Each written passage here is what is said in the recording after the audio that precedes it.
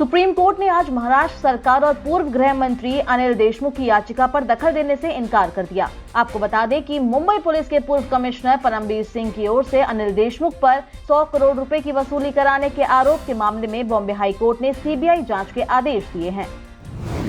Corona virus के vaccine को लेकर महाराष्ट्र और केंद्र सरकार का झगड़ा बढ़ता ही जा रहा है। महाराष्ट्र के स्वास्थ्य मंत्री राजेश टोपे ने कहा कि राज्य में वैक्सीन की भारी कमी है। बावजूद इसके केंद्र सरकार ने राज्य को वैक्सीन की सिर्फ 7.5 लाख डोज दी है।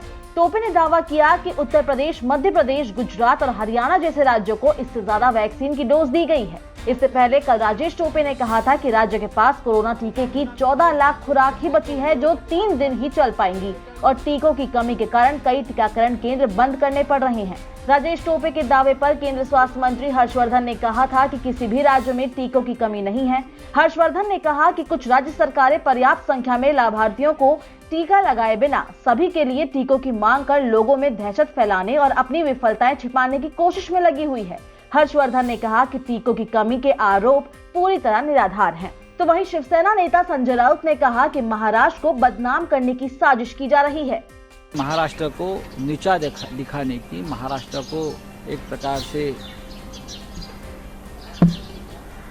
संकट में लाने की, बदनाम करने की ये कोशिश चल रही है। पश्चिम बंगाल में विधानसभा चुनाव के लिए चौथे चरण का चुनाव प्रचार आज थम गया। चौथे चरण में 10 अप्रैल को 44 सीटों पर वोटिंग होगी। 10 अप्रैल को कूच बिहार, अलीपुरद्वार, हुगली, हावड़ा और साउथ 24 परगना जिलों में मतदान होना है। कोरोना के बढ़ते केस के बीच चुनाव प्रचार पर अदालत ने संज्ञान लिया है। पश्चिम बंगाल समेत कई प्रदेशों में चल रहे चुनाव प्रचार के दौरान मास्क पहनने को अनिवार्य किए जाने के मामले में दिल्ली हाई कोर्ट ने केंद्र और चुनाव आयोग को नोटिस भेजा। केंद्र और चुनाव आयोग से प्रचार के दौरान मास्क को अनिवार्य करने की मांग वाली याचिका पर जवाब मांगा गया है। वहीं बढ़ते कोरोना केस को देखते हुए राज्य सरकारें सतर्क हो रही है। उत्तर प्रदेश के नोएडा और गाजियाबाद में भी नाइट कर्फ्यू लगा दिया गया है। नोएडा में 17 अप्रैल तक नाइट कर्फ्यू लागू किया गया है।